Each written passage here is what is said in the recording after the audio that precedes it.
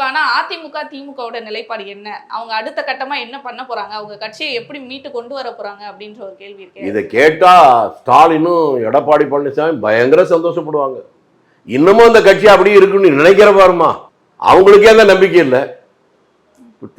அதிமுக இப்பவே உடஞ்சு போச்சுன்னு நினைக்கிறீங்கல்ல, நான் திரும்பவும் பதிவு பண்றேன், ஏற்கனவே சொன்னதுதான்.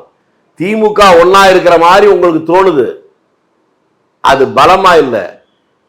பபிள்ஸ் விடுவாங்களா பிள்ளைங்க, அது மாதிரி பெருசா இருக்கு, டப்புன்னு உடைய போகுது, செதற போகுது அந்த கட்சி. பாருங்க, நான் வேடிக்கைக்கு ஆசைக்கு சொல்லல, அந்த கட்சியில் இருக்க ஒவ்வொருத்தரும் எவ்வளவு குமுறல்ல இருக்கான் தெரியுமா?